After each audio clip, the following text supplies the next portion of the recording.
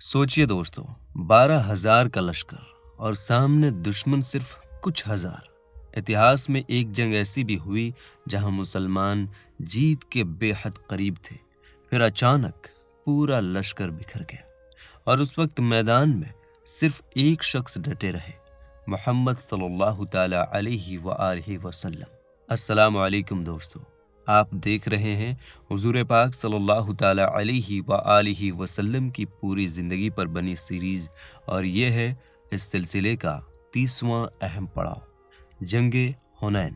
سوچئے دوستو، مکہ فتح ہو چکا ہے، وہ مکہ جہاں کبھی مسلمانوں کو ستایا گیا، جہاں رسول پاک صلی اللہ تعالی علیہ وآلہ وسلم کو جھٹلایا گیا۔ آج اسی مکہ پر اسلام کا پرچم لہرا رہا ہے۔ اب عرب کا ہر قبیلہ یہ دیکھ رہا ہے کہ کعبہ کسی باطل کے ہاتھ میں نہیں جا سکتا۔ جس دین نے کعبہ کو جیت لیا، وہ دین جھوٹا کیسے ہو سکتا ہے؟ اس لیے جو لوگ دل سے یقین رکھتے تھے لیکن قریش کے ڈر سے رکے ہوئے تھے، اب فوج در فوج اسلام میں داخل ہو رہے تھے۔ ہر طرف نور تھا، ہر طرف کلمہ تھا، ہر طرف محمد صلی اللہ تعالی علیہ وآلہ وسلم کا ذکر تھا، لیکن ہر دل ایک جیسا نہیں ہوتا۔ مکہ اور طائف کے درمیان ایک علاقہ تھا، حنین۔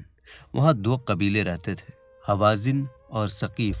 یہ لوگ جنگ کے استاد تھے، تیر اندازی، تلوار، چالیں سب جانتے تھے۔ فتح مکہ نے جہاں عرب کے دل نرم کر دیے تھے، وہیں ان لوگوں کے دلوں میں غیرت کی آگ بھڑک گئی تھی۔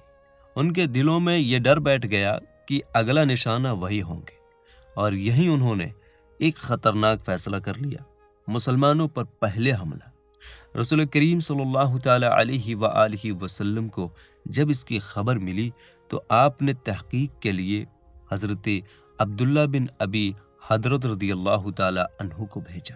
واپس آ کر انہوں نے بتایا، دشمن پوری تیاری میں ہے، ہر قبیلہ جمع ہے، سردار ہے مالک بن عوف، ایک بوڑھا مشہور شاعر درید بن سما بھی ہے، اور سب سے خوفناک بات، عورتیں، بچے، یہاں تک کہ جانور بھی میدان میں لائے گئے ہیں تاکہ کوئی سپاہی بھاگنے کا نام نہ لے۔ رسول کریم صلی اللہ تعالی علیہ وآلہ وسلم نے بھی شوال 8 ہجری میں 12,000 کا لشکر تیار کیا، 10,000 پرانے سچے مسلمان، 2,000 نئے لوگ جو ابھی ابھی ایمان لائے تھے۔ لشکر اتنا بڑا تھا کہ کچھ لوگوں کے دل میں ایک خیال آ گیا، آج ہم پر کون غالب ہو سکتا ہے؟ لیکن اللہ کو اپنے بندوں کا کثرت پر ناز کرنا پسند نہیں آیا۔ صبح کا وقت تھا، حنین کی وادی، چاروں طرف پہاڑ، بیچ میں سنکری راہ۔ مسلمان اطمینان سے آگے بڑھ رہے تھے، کسی کو اندازہ نہیں تھا کہ موت گھات لگائے بیٹھی ہے۔ دشمن پہلے ہی پہاڑوں کی اوٹ میں چھپ چکا تھا، تیر انداز اوپر تھے، تلوار والے نیچے۔ جیسے ہی اسلامی لشکر سنکری گھاٹی میں اترا، ایک ساتھ تیروں کی بارش شروع ہو گئی، چاروں طرف سے سیٹی بجاتے تیر، گھوڑوں کی ہنہناہٹ، لوگوں کی چیخیں۔ پھر اچانک ہزاروں تلواریں لے کر حوازن اور ثقیف پہاڑوں سے ٹوٹ پڑے۔ جو لوگ ابھی ابھی اسلام میں داخل ہوئے تھے، جن کے دل میں ایمان ابھی مضبوط نہیں ہوا تھا، وہ گھبرا گئے۔ کچھ مکہ والے جو کل تک دشمن تھے، آج لشکر میں تھے، ان کے پاؤں اکھڑ گئے۔ بھاگو بھاگو، ایک افراتفری مچ گئی۔ دیکھتے ہی دیکھتے وہ 2,000 نئے لوگ پیٹ پھیر کر بھاگ نکلے، اور جب بھگدڑ پھیلتی ہے تو اچھوں کے پاؤں بھی ڈگمگا جاتے ہیں۔ انصار اور مہاجرین میں سے بھی کچھ پیچھے ہٹنے لگے، تیر لگاتار گر رہے تھے، زمین تنگ ہو گئی تھی، ہر طرف ڈر ہی ڈر تھا۔ اور اس لمحے رسول کریم صلی اللہ تعالی علیہ وآلہ وسلم نے نظر اٹھائی، چاروں طرف دیکھا، گنتی کے کچھ جانثار باقی رہ گئے تھے۔ 12,000 کا لشکر کچھ ہی پلوں میں بکھر چکا تھا، لیکن جس وقت پوری دنیا ڈگمگا رہی تھی، اسی وقت اللہ کے رسول صلی اللہ تعالی علیہ وآلہ وسلم مضبوطی سے ڈٹے ہوئے تھے، نہ ایک قدم پیچھے، نہ دل میں کوئی خوف۔ آپ صلی اللہ تعالی علیہ وآلہ وسلم اپنے سفید کھچر پر سوار آگے ہی بڑھتے جا رہے تھے، تیر چل رہے تھے، خطرہ سامنے تھا، لیکن زبان پر یہ الفاظ تھے، میں نبی ہوں، اس میں کوئی جھوٹ نہیں، میں عبد المطلب کا بیٹا ہوں۔ یہ آواز صرف لفظ نہیں تھی، یہ ایمان کی پکار تھی۔ پھر آپ صلی اللہ تعالی علیہ وآلہ وسلم داہنی طرف دیکھ کر پکارے، یا معشر الانصار۔ جواب آیا، ہم حاضر ہیں یا رسول اللہ صلی اللہ تعالی علیہ وآلہ وسلم۔ پھر بائیں طرف رخ کر کے پکارے، یا للمہاجرین۔ جواب آیا، ہم حاضر ہیں یا رسول اللہ صلی اللہ تعالی علیہ وآلہ وسلم۔ اور پھر حضرت عباس رضی اللہ تعالی عنہ، جن کی آواز بہت بلند تھی، ان سے کہا گیا، لوگوں کو پکارو۔ یہ پکار حنین کی وادی میں گونج گئی۔ حضرت عباس رضی اللہ تعالی عنہ نے پوری طاقت سے پکار لگائی، یا معشر الانصار، یا للمہاجرین۔ یہ آواز صرف ہوا میں نہیں گئی، یہ سیدھا دلوں میں اتری۔ جو لوگ بھاگ چکے تھے، جو ڈر کے مارے پیچھے ہٹ گئے تھے، ان کے قدم ایک دم رک گئے۔ کسی نے کہا، یہ تو رسول کریم صلی اللہ تعالی علیہ وآلہ وسلم کی آواز ہے۔ کسی نے کہا، اللہ کے نبی صلی اللہ تعالی علیہ وآلہ وسلم ابھی میدان میں ہیں۔ اور پھر سب کے سب مڑ کر پلٹ پڑے، اتنی تیزی سے کہ جن کے گھوڑے بھیڑ کی وجہ سے نہ مڑ سکے، انہوں نے اپنی زرہیں اتار پھینکی، گھوڑوں سے کود پڑے اور دوڑتے ہوئے دشمن پر ٹوٹ پڑے۔ ابھی تھوڑی دیر پہلے جو میدان ڈر سے بھرا تھا، اب وہیں ایمان کی آگ جل اٹھی تھی۔ انصار آگے تھے، مہاجرین آگے تھے۔ نعرہ تھا، لبیک یا رسول اللہ صلی اللہ تعالی علیہ وآلہ وسلم۔ تلواریں چلی، تیر ٹوٹے، اور دیکھتے ہی دیکھتے جنگ کا پاسا پلٹ گیا۔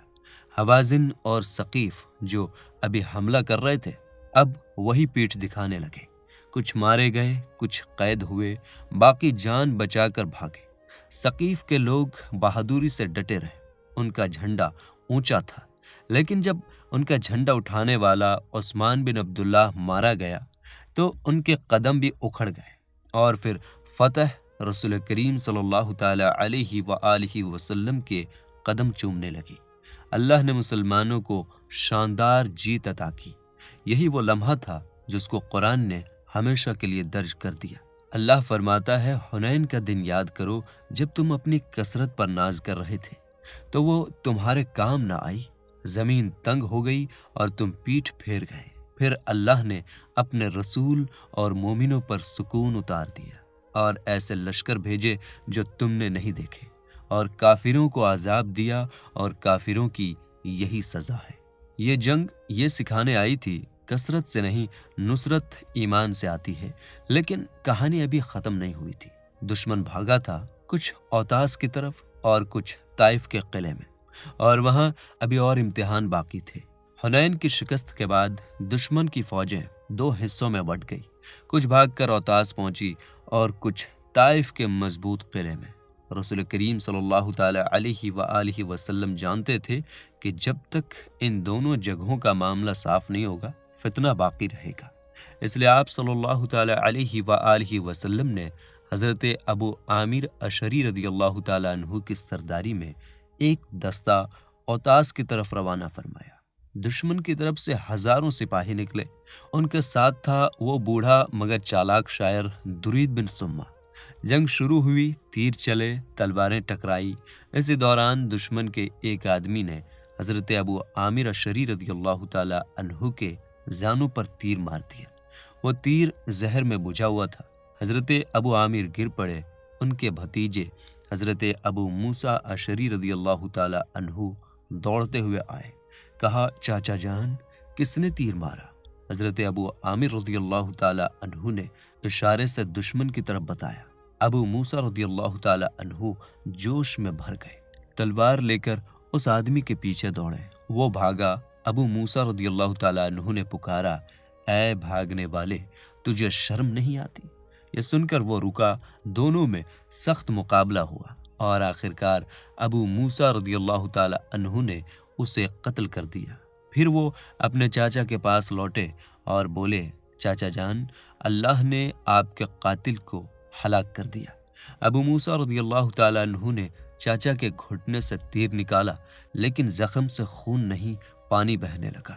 ابو عامر رضی اللہ تعالی عنہ سمجھ گئے کہ وقت قریب ہے۔ انہوں نے ابو موسیٰ رضی اللہ تعالی عنہ کو لشکر کا سردار بنایا اور وصیت کی رسول کریم صلی اللہ تعالیٰ علیہ وآلہ وسلم کو میرا سلام پہنچا دینا اور میرے لیے دعا کی درخواست کرنا۔ اتنا کہہ کر ان کی روح پرواز کر گئی۔ ابو موسیٰ رضی اللہ تعالیٰ عنہ جنگ پوری کر کے بارگاہ رسالت میں حاضر ہوئے۔ رسول کریم صلی اللہ تعالیٰ علیہ وآلہ وسلم ایک رسی کی چارپائی پر تشریف فرما تھے۔ چارپائی کے نشان آپ صلی اللہ تعالیٰ علیہ وآلہ وسلم کی مبارک پیٹھ پر تھے۔ ابو موسیٰ رضی اللہ تعالیٰ عنہ نے سلام اور پیغام پہنچایا۔ رسول کریم صلی اللہ تعالیٰ علیہ وآلہ وسلم نے پانی منگوایا، وضو فرمایا، پھر دونوں ہاتھ اٹھائے، اتنا کہ بغلوں کی سفیدی نظر آ گئی، اور دعا فرمائی، اے اللہ ابو عامر کو قیامت کے دن بہت سے لوگوں سے بلند درجہ عطا فرما۔ یہ منظر دیکھ کر ابو موسیٰ رضی اللہ تعالیٰ عنہ نے عرض کیا، یا رسول اللہ صلی اللہ تعالیٰ علیہ وآلہ وسلم، میرے لیے بھی دعا فرما دیجیے۔ آپ صلی اللہ تعالیٰ علیہ وآلہ وسلم نے فرمایا، اے اللہ عبداللہ بن قیس کے گناہ بخش دے اور اسے عزت والی جگہ میں داخل فرما۔ اوداس میں دشمن پوری طرح ٹوٹ گیا۔ درید بن سما جو بوڑھا ہو چکا تھا ایک ہودج پر سوار تھا۔ حضرت ربیعہ بن رفیع رضی اللہ تعالیٰ عنہ نے اسی کی تلوار سے اسے قتل کر دیا۔ باقی دشمن قید کر لیے گئے تھے، عورتیں بچے سب قیدی تھے۔ انہی قیدیوں میں ایک عورت تھی، کمزور نہیں، ڈری ہوئی نہیں، بلکہ بڑے یقین سے وہ ایک بات کہہ رہی تھی، میں تمہارے نبی کی بہن ہوں۔ لوگ حیران ہو گئے، کسی نے کہا یہ کیسے ہو سکتا ہے؟ اس عورت نے کہا میں شیمہ ہوں، حلیمہ سعدیہ کی بیٹی، اور محمد صلی اللہ تعالی علیہ وآلہ وسلم میرے رضائی بھائی ہیں۔ مسلمان اسے پہچان کے لیے بارگاہ رسالت صلی اللہ تعالی علیہ وآلہ وسلم میں لائے۔ جیسے ہی رسول کریم صلی اللہ تعالی علیہ وآلہ وسلم کی نظر اس پر پڑی، آپ صلی اللہ تعالی علیہ وآلہ وسلم پہچان گئے، آنکھوں میں نمی آ گئی۔ وہ بچپن، وہ سعد کی گھاٹی، وہ حلیمہ کا گھر، سب یاد آ گیا۔ رسول کریم صلی اللہ تعالی علیہ وآلہ وسلم نے اپنی چادر مبارک زمین پر بچھائی اور شیمہ رضی اللہ تعالی عنہا کو اس پر بیٹھایا۔ یہ صرف عزت نہیں تھی، یہ رشتے کی پہچان تھی۔ آپ صلی اللہ تعالی علیہ وآلہ وسلم نے فرمایا تم آزاد ہو، اور ساتھ میں کچھ اونٹ، کچھ بکریاں عطا فرمائی۔ پھر فرمایا اگر چاہو تو میرے گھر چلو، میرے پاس رہو، اور اگر چاہو تو اپنے قبیلے لوٹ جاؤ، میں عزت کے ساتھ تمہیں پہنچا دوں گا۔ شیمہ رضی اللہ تعالی عنہا نے اپنے قبیلے لوٹنا پسند کیا۔ رسول کریم صلی اللہ تعالی علیہ وآلہ وسلم نے خود انتظام فرمایا اور انہیں پورا احترام دے کر ان کے قبیلے تک پہنچایا۔ یہ تھا رسول کریم صلی اللہ تعالی علیہ وآلہ وسلم کا اخلاق۔ دشمن کی بہن نہیں، رشتے کی بہن۔ اور یہ رحمت یہی نہیں رکی، کیونکہ اب اگلا امتحان تھا طائف، وہ شہر جس کے قلعے مضبوط تھے، جس کے دل سخت تھے، اور جہاں ابھی صبر کی ایک اور مثال لکھی جانی تھی۔ حنین اور اوتاس کے بعد دشمن کی بچی ہوئی فوج بھاگ کر پہنچی طائف۔ طائف کوئی معمولی شہر نہیں تھا، چاروں طرف اونچی دیواریں، اندر مضبوط قلعہ، سال بھر کا راشن، تیر، ہتھیار، سب تیار۔ رسول کریم صلی اللہ تعالی علیہ وآلہ وسلم نے جیرانہ میں مال غنیمت اور قیدیوں کو جمع کر کے طائف کا رخ کیا۔ مسلمانوں نے شہر کو گھیر لیا، لیکن قلعے کے اندر سے تیروں کی ایسی بارش ہوئی کہ زمین بھر گئی، جو بھی قریب آتا زخمی ہو جاتا۔ کئی صحابی گھائل ہوئے، 12 صحابی شہید ہوئے۔ انہی زخمیوں میں حضرت ابو بکر صدیق رضی اللہ تعالیٰ عنہ کے بیٹے عبداللہ بن ابو بکر رضی اللہ تعالیٰ عنہ بھی تھے۔ ایک تیر لگا، زخم بھرا، لیکن سالوں بعد وہی زخم پھر کھلا، اور اسی سے وہ اس دنیا سے رخصت ہوئے۔ محاصرہ 18 دن تک چلا، مگر قلعہ نہیں ٹوٹا۔ رسول کریم صلی اللہ تعالی علیہ وآلہ وسلم نے جنگ کے جانکاروں سے مشورہ فرمایا۔ حضرت نوفل بن معاویہ رضی اللہ تعالی عنہ نے کہا، یا رسول اللہ صلی اللہ تعالی علیہ وآلہ وسلم، لومڑی اپنے بل میں گھس گئی ہے، اگر پیچھا جاری رکھا تو پکڑ میں آ جائے گی، اور اگر چھوڑ دیا تو کوئی خطرہ نہیں۔ یہ سن کر رسول کریم صلی اللہ تعالی علیہ وآلہ وسلم نے محاصرہ اٹھانے کا حکم دیا۔ جب لشکر واپس مڑنے لگا، صحابہ نے عرض کیا، یا رسول اللہ صلی اللہ تعالی علیہ وآلہ وسلم، ثقیف کے لیے ہلاکت کی دعا فرما دیجیے۔ لیکن رسول کریم صلی اللہ تعالی علیہ وآلہ وسلم جو رحمت بن کر آئے تھے، وہ بد دعا کیسے کرتے؟ آپ صلی اللہ تعالی علیہ وآلہ وسلم نے ہاتھ اٹھائے اور دعا فرمائی، اے اللہ، ثقیف کو ہدایت دے اور انہیں میرے پاس لے آ۔ تلوار نہیں، دعا، بد دعا نہیں، ہدایت۔ اور آنے والے وقت نے ثابت کر دیا کہ یہ دعا قبول ہو چکی تھی۔ لیکن ابھی ایک اور منظر باقی تھا۔ طائف سے لوٹ کر رسول کریم صلی اللہ تعالی علیہ وآلہ وسلم جیرانہ پہنچے۔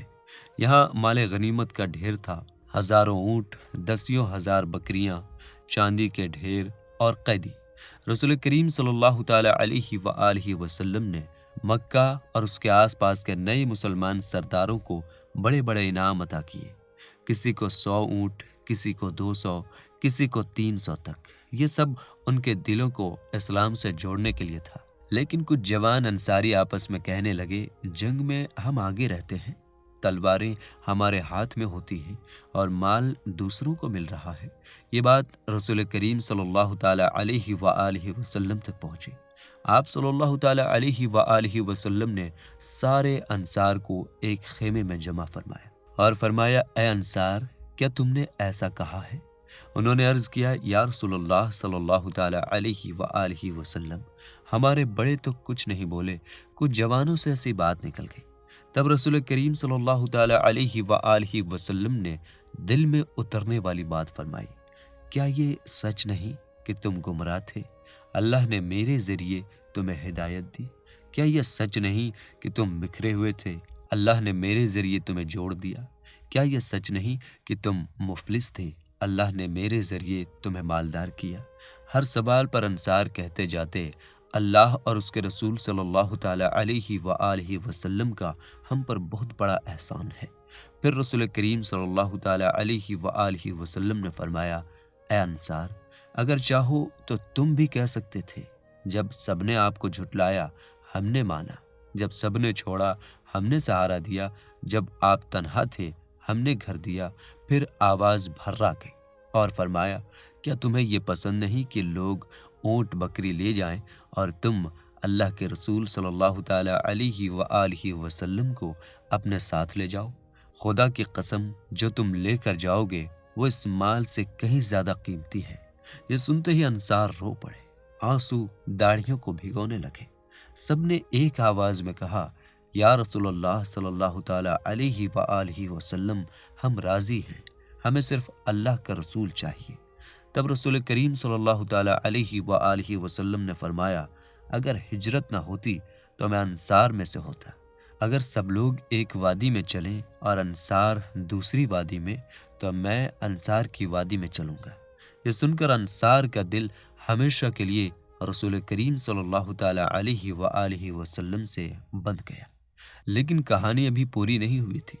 جب مال غنیمت کی تقسیم مکمل ہو گئی تو کچھ دن بعد بنی سعد کے سردار زہیر بن ابو سرد کچھ بزرگوں کے ساتھ بارگاہ رسالت صلی اللہ تعالی علیہ وآلہ وسلم میں حاضر ہوئے۔ انہوں نے کہا، یا رسول اللہ صلی اللہ تعالی علیہ وآلہ وسلم، آپ نے ہماری ایک عورت حلیمہ کا دودھ پیا ہے۔ ان قیدیوں میں آپ کی رضائی پھوپھیاں اور خالائیں ہیں۔